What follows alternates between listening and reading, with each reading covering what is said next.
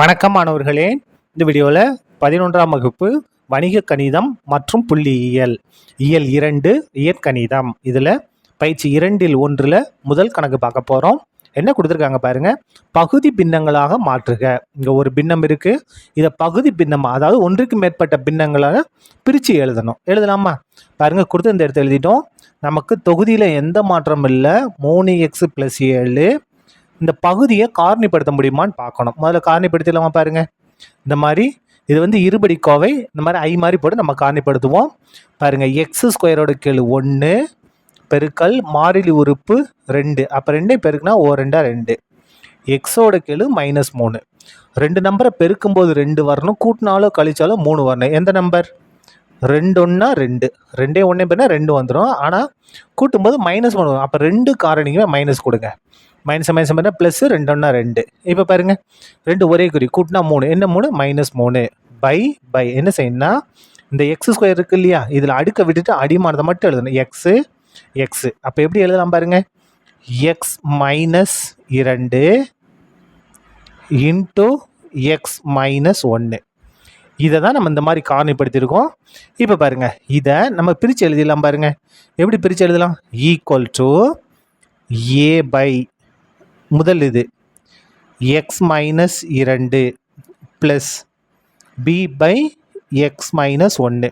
தொகுதியை பற்றி பிரச்சனை இல்லை, பகுதியில் மட்டும் பாருங்கள். x - 2 x - 1 இந்த காரணம் ஒரு தடவை தான் இருக்குது. அப்படி இருந்துச்சு நம்ம எப்படி எழுதலாம்? a by x - 2 b by x - 1 எழுதலாம். இப்போ பாருங்கள், நம்ம என்ன செஞ்சுக்கலாம் அப்படின்னா, இது வந்து எந்த இது 3x + 7, இதை தான் நம்ம காரணிப்படுத்தி எழுதியிருக்கோம். அப்போ பகுதியில் இதை எழுதினாலும் சரி, இதில் ரெண்டுமே ஒன்று தான். நான் இதை எழுதிக்கிறேன். பாருங்க, x - 2 இன்ட்டு x - 1. இப்போது நம்ம குறுக்கு பெருக்கல் எடுக்க போகிறோம். குறுக்கு பெருக்கல் எடுக்கலாமா? இதை மட்டும் கொஞ்சம் கவனமாக பிரித்து எழுதணும். இது ஒரு தடவை தான் இருக்குது, இது ஒரு தடவை இருக்குது. அதனால் a பை முதல் காரணி, b பை ரெண்டாவது காரணி. இப்போ பாருங்கள், இடது பக்கம் எந்த மாற்றமும் இல்லை. 3x + 7 by x - 2 into x - 1. குறுக்கு பெருக்கல் முதல்ல பகுதியை பெருங்க. x - 2 into x - பெருக்கியாச்சு. இப்போ இது ரெண்டையும் பெருக்கணும். ஏவையும் x - 1 பெருக்குனா a இன்ட்டு x - 1, பியவும் x - 2 பெருக்கணும், b இன்ட்டு x - 2. பெருக்கியாச்சா? இப்போ பாருங்க, இந்த x - 2 இந்த x - 2 cancel, x - 1 x - cancel ஆகும். ஏன்னா இது இங்கே எப்படி இருக்குது, வகுத்தலுக்கு வந்தால் பெருக்கலாம் மாறும். அப்போ தொகுதியில் இருக்குது, பகுதியில் கேன்சல் ஆகிரும். அப்போ பாருங்கள், 3x + 7 equal to a into x - 1 plus b into x - 2. நம்ம என்ன கண்டுபிடிக்கணும்? ஏவையும் பியும் கண்டுபிடிச்சி இதில் கொண்டு பிரதிட்டோம்னா நம்ம கணக்கு முடிஞ்சிடும். சரியா? இப்போ பாருங்கள், இந்த எக்ஸுக்கு பதிலாக ஏதாவது நம்பர் நம்ம தான் கொடுக்கணும். என்ன நம்பராலும் கொடுக்கலாம். இப்போ பாருங்கள், இங்கே -2 இருக்கா, அப்போ எக்ஸுக்கு பதிலாக +2 கொடுக்கலாமா? பாருங்கள், x ஈக்குவல் டு 2 எனில், நம்மளாக தான் கொடுக்குறோம் எனில். பாருங்கள், எக்ஸ் அங்கே எங்கெங்கெல்லாம் இருக்கோ அங்கே 2 கொடுங்க. 3 பெருக்கல் எக்ஸுக்கு பதிலாக 2 ப்ளஸ் 7 a இன்ட்டு எக்ஸுக்கு பதிலாக 2 -1 b எக்ஸுக்கு பதிலாக 2 -2. இப்போ பாருங்கள், 2 6 7 அப்படியே வந்துடும். இந்த இடத்துல பாருங்கள், a இன்ட்டு 2ல் 1 மைனஸ் பண்ணால் 1 ப்ளஸ் b இன்ட்டு 2 - 2 0வாக மாறிடும். 6 7 கூட்டினா என்ன வரும் பாருங்கள், 13 ஈக்குவல் டு 1 ஏவையும் பெருக்குனா a ப்ளஸ் b 0 பெருக்குனா 0வாக மாறிடும். அப்போ 0 ஏவையும் கூட்டினா a தான். அப்போ a ஈக்குவல் டு 13.